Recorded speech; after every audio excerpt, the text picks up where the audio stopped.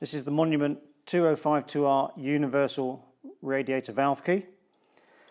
A tapered end for internal fittings, a tapered round end where the fittings have lugs that hang down, and a 3/8 10mm end for vent plugs. It's also supplied with a Tommy bar, so you can get extra leverage if the fittings are a wee bit tight.